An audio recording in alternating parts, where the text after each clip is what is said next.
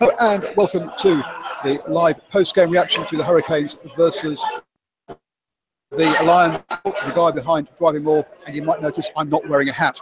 The reason for that is I'm in College Rifles Bar, and this is a club that has a no-hat policy, as it was started by the military many years ago.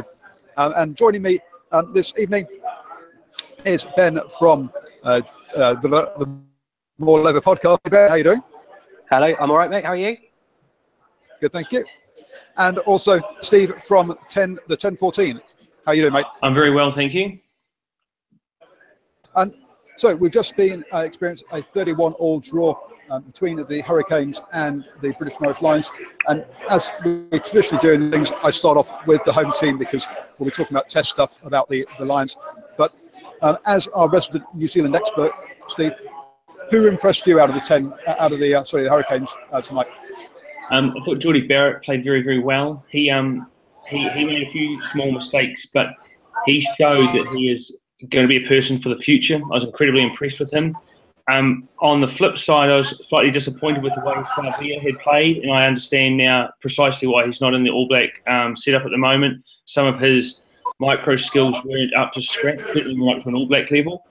But everyone in the forward pack stood up particularly. I guess when Henderson was off, it was much easier to stand up at an 8-on-7. But the way they kept the ball and they kept a patient attack, even though they didn't score near the end where Lamapi was taken off for that neck roll, I thought their patience was incredibly good, and that's going to put them in good stead moving forward in the Super Rugby, I think. Absolutely, this is nuts. I think one of the things we also got here was this. Let's remember this was a full fight. The commentators made very clear that the reserve scrum half, for example, hasn't even played Mitre 10 Cup and was at the end of the Junior Rugby World Championship recently. And one of the things I said before the game was that the Hurricanes the forwards had to stand up because their backs are scintillating. Actually, Asso, for example, was very quiet. I think he only had like 2 carries all game, and who is someone that's along with Lamapi is leading try scorer in Super Rugby. So I did think they struggled to get the ball to some of their game breakers today. Yeah, Lamapi was excellent though as well. He targeted Bigger, but I thought Bigger stood up and was very, very brave in the face of that attack from Lamapi. It takes a lot of courage to do what he was doing there. So I was very impressed with both of those players, both Bigger and Lamapi. Absolutely, I think Bigger got knocked back a couple of but yeah, Lamapi definitely ran down there. Ben, who did you see from the Hurricanes that stood out for you? I thought the back row were very good, and they really put themselves about. If that number 8 can't get into the All Black setup, we'll take him up here. I'm sure a club would be happy to pick him up. And the inside centre was very good as well. And, you know, Barrett's obviously a class player. Was he he looks like a much bigger version of his brother, but, you know, he's got the skills as well. So it was good to see him. It was. I think one of the big bits for me, obviously, the Lions led at half-time 23-7 from memory. And I think one of the big differences between the first half and the second half, to me, was the discipline of that forward pack by the Hurricanes. From memory, I think it was about 8-3 on the penalty count at that stage, and that was given the Lions opportunity to get territory and also, but more importantly, kick those penalties. They kicked 3 penalties in that first half, along with their 2 tries, whereas the Hurricanes hadn't kicked any penalties up to that point. And I think that changed around in the second half, where they managed to get much more parity on the penalty count. And also, one of the things that were mentioned was the Hurricanes have only kicked 3 penalties all season in Super Rugby. Oh wow! That's over for those of you from the Northern Hemisphere. That's over 14 games. And tonight they kicked. I know they at least attempted 2. One of which was missed. I can't remember if there's another one after that. So that gives you an idea as to the different style and what they were coming across in this game. But this is the Lions tour rather than Hurricanes tour. So Ben, kicks off. Has anyone put their hand up for a test selection at the weekend from that side? I think the two second rows were both excellent, other than the yellow card for Henderson. And then we spoke on our pod last night. I think that place on the bench is available. There's a lot of talk over here of starting one or both of Laws and Henderson, but I'm not sure that that'll happen. I think Cruz runs the line out, which functioned really well on Saturday, and I think that Atoje's got a start.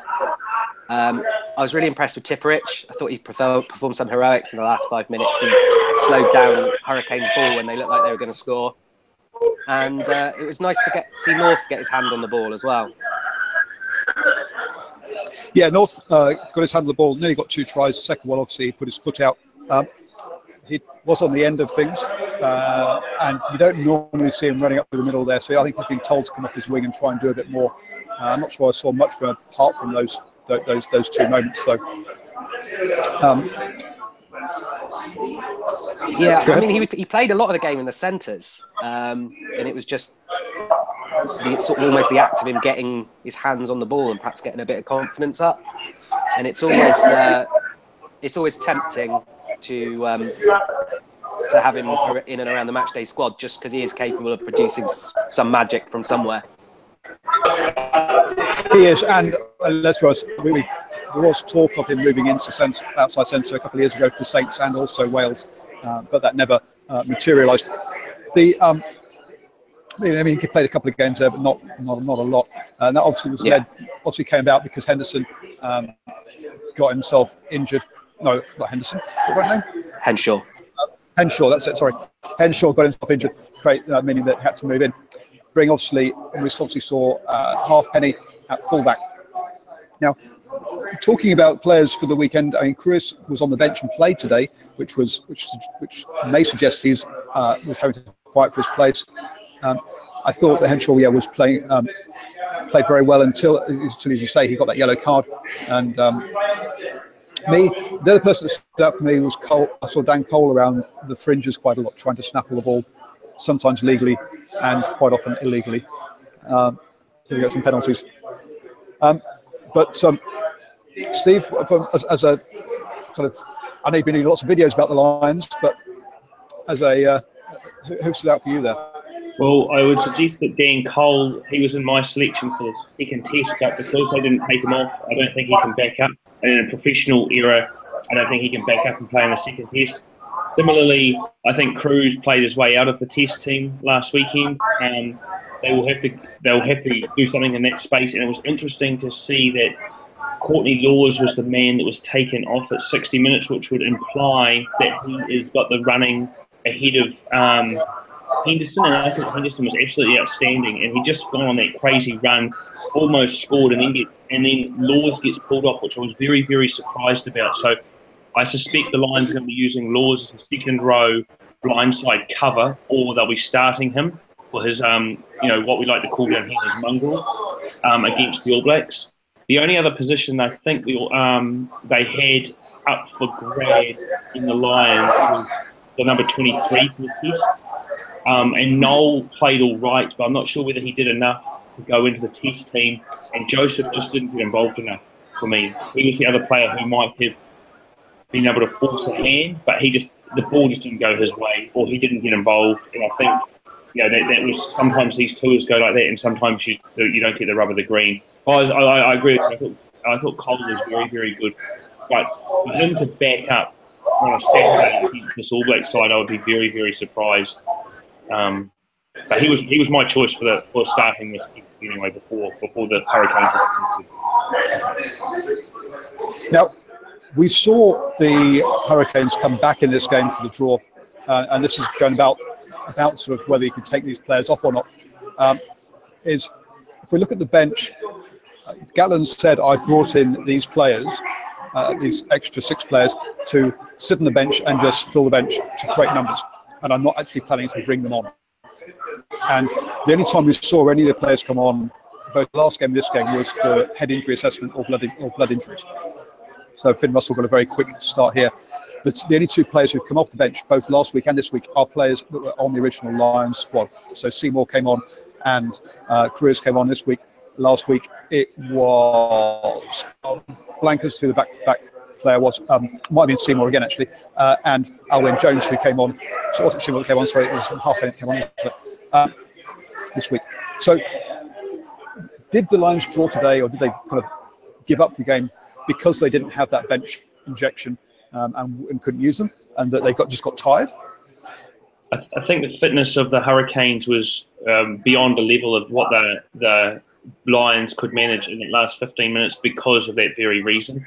And I suspect Gatland has somewhat shot himself in the foot by bringing those geographically located players in, because he should have been resting Dan Cole. Ian Henderson shouldn't have played a whole game. These players, well, he only played 70 minutes to be fair, but those guys shouldn't have been playing full games so that he could at least use them as a potential test player. So I think that's been a big no-no on this tour for him. And that's where I see it. And the Lions should have won that game. And at the end of the day, the fitness of the Hurricanes bench was a telling difference. Yeah, I think so. So I think that fitness was a big difference there. I disagree. Before I go to Ben, because he's got a comment, I disagree. I think he should have brought the players in from and used geographical location. I think flying players in from Argentina, the time zone would have been a killer. But I think he should actually use them. I don't think he should just use them, just have them there as filling a bench role. I think if you're going to put them on the bench role, you should bring them on to let Dan Coles rest and be a potential starter, potential bench player for the Test match. Sorry, Ben, you were going to... Yeah, I was just going to fully agree. I think the New Zealand Six, or whatever it is we want to call them, has been a bit of a mistake, and it's backfired a little bit. Could have, even if you wanted to keep it geographical, you had people like Nell with Scotland, or Johnny Gray, who were on the brink of selection in the first place. You could have brought them in, and no one would have complained if they got 2 or 3 substitute appearances through the tour. And I think if we had a full bench to sort of pick from and bring on, we might have just snuck a win in that last game, which would have been good for confidence going into what's going to be a really tough test on Saturday. Yep. Okay. So we agree that we should have used the bench, and that was the telling factor here. And so, is there any other points you want to bring up about this game before we move on to talk about the test? Not really. I thought. No, I don't think so. Oh, sorry, Ben. No, carry on, mate. Carry on.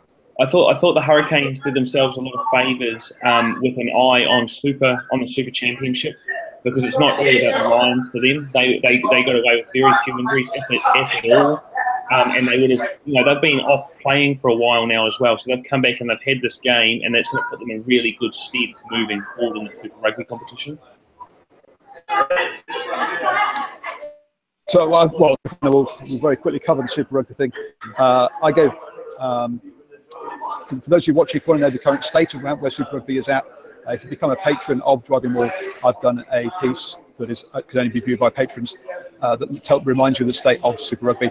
But the Hurricanes' final round robin game is going to be at home against the Crusaders, which is going to be clearly a tough game. And that then, obviously, then we move into the finals, where if they beat the Crusaders, there's a small chance the Crusaders will be second seed, and they should finish. If they win that game, they should finish as the 5th seed, which would mean they would then travel to the Lions. If they lose against the Crusaders, then the Chiefs should beat the Reds, and they should become the 5th seeds, putting Hurricanes in 6 in 6 seeds, which means they'll be travelling to the Lions, who will finish second. So either way, it looks like they are going to be. Well, they've got one game against the Crusaders, which is the best team in Super Rugby this year, and then they're going off to the best South African. I've got this wrong. No, sorry, it's the Stormers or the like. Anyway, so sorry, the Stormers or Brumbies will play. They'll avoid the Lions. So ignore what I've just said there. But they are up against the Chiefs for finishing 5th and 6th in that competition. That was total derailment the wrong way. It's okay. So Lions this weekend against the All Blacks. Can we see any change? Did any of the players here play themselves in from an All Blacks point of view? Because there is definitely a 15 jersey up for grabs. No, I think they've already selected their team. the only person who could possibly have played their way in reality, played his way out of the team, and it was Savia. Naholo is almost, it depends if they play Bowden Barrett at 10. Cruden was very good at 10. So it all hinges on where they play Barrett. If Barrett plays at 10, then Dag probably switches to fullback and they bring in Naholo. But I can't see any of those. I can't see them playing Geordie Barrett. I might be wrong. I'd love to see Geordie Barrett playing at fullback. I think that'd be awesome. But we'll see. That's probably the only player, to be fair. Yeah, no, I think that's one of the only slot that's up for grabs in the All Blacks side. And I must admit, I agree. I think we're going to see Dag move to fullback with Naholo on the bench. Though I have seen comments of suggestions that Barrett will move back and Cruden will move to 10, and also that Dag will also get dropped entirely out of the 15, and we'll have Naholo and Ioane on there. I find that very hard to see because I think Dag's had a wonderful game. They won't take Dag. Dag is too important under the high ball for them. I agree. This is from someone who predicted the back three last week and is in the TAB. So he's putting he's putting odds around this, but which is interesting. So yeah, no, it's from someone who clearly has got some insight or get some insight into these sort of things. But I say I can't see that happening. I think we'll have the same set. And then, as we say, from the Lions' point of view, there is the second row, where I think Ben and I are going to disagree, because Ben, you're thinking that Cruz has to start because of the line-out? Yeah, I think so. Cruz, he didn't have his best game on Saturday, but he did the sort of boring second row things quite well. It was just a few ball handling errors. My only concern with him is he does look a little bit tired. He's only just back from a pretty serious injury. But I think the line-out's too important. It was the one thing the Lions had that functioned properly on Saturday, and he works well with George. So I think Itoje comes in for Owen Jones. And Laws onto them? Yes. Well, I either Laws or Henderson. I wouldn't do of them on the bench. Yeah, I've got to agree with Steve. I think because Henderson played a full 80, that we're going to see that Laws was in the front running there, and that's why I was brought off. Having had Cruz play this game, I wouldn't be surprised to see him drop out of the 23 entirely, and seeing Alwyn Jones and Itoje starting because they weren't playing. But Gatland has played plenty of tricks or surprised us already. And I guess you say that's the only other change we see is that 23 jersey, and maybe whether Nowell or Halfpenny are really up for that one, I think, unless there's any other options. I've got one other change in the forwards. I think Warburton might come in. The All Blacks got such quick ball on Saturday that I think they might need Sam just to come in and try and disrupt that a little bit. If Itoje's in there as well, that gives two guys that can do that. So I think he might come in for Omani, who would be very unlucky to drop out. But I think it's almost a tactical change. I thought we might. Yeah. I thought we might see Omani for the line out and maybe O'Brien dropping out. I think the bar's going to be closing here, so I'm going to wrap up pretty quickly. Okay. Well, any tactical differences from the Lions? I mean, the TO crash ball on the inside line worked well initially, but the All Blacks adjusted and stopped that. So can we see anything else, any kind of listic neg predictions for Gatland's tactics? Well, for me, because I'm quite boring, I'd tighten it up a little bit and try and go back to the game plan that beat the Crusaders, with Murray sort of dominating proceedings with his box kicking. I think you've just got to you can't match the All Blacks out wide. So it's almost a matter of pinning them back into their own 22. I see. From an All Blacks point of view, can you see them changing it up, or are we going to see another 33 kicks and contesting and trying to? The All Blacks will play different. They'll play a different game and this week. That was alluded to in the press conference, and with what Sonny Bull said after the game. So what their game plan is anyone's guess. But they will have a different game plan. It might be subtly different, but it will definitely be different than just the 9 and 10 channel. I suspect they'll kick as well, like they were, but they might attack a different space with ball in hand, perhaps one wider. I guess it would depend on the selection of the Lions in the midfield. I suspect Teo and Davies will still play because they were outstanding. And I've got Sexton starting, so I'm not sure what they're going to do through that space, but I suspect they'll run at that shoulder of Sexton if he's there. I must say, I think Farrell will start again, but we'll see on that one. So let people know where they can find you. Steve, will you go first? Yes, so we're at www.the1014.co.nz, and we've also got a YouTube channel, just youtube.com/the1014. So catch me out at 1014, doing lots of videos, pre-post games, and about that around the Lions currently. And Ben, how can we find the MaulOverPodcast? At MaulOverPodcast on Twitter, and MaulOverPodcast on iTunes, etc. So do subscribe to them. It's one of the podcasts I listen to every week. It's one of the ones at the top of my list, and so please do subscribe to those. Finally, I am Paul, the guy behind Driving Maul, so please check, do subscribe to this channel, obviously YouTube.com/C/DrivingMaul, and also catch me on Twitter at Driving Maul. Thank you very much for watching me. I will be back after the test match on Saturday. I know I've got Russ lined up from the Driving Maul, and I haven't lined up my New Zealand correspondent yet, but we'll be back straight after that game. And as I said, do think about becoming a patron of the independent rugby commentary. Thanks a lot, guys, and see you all. Thank you. Cheers.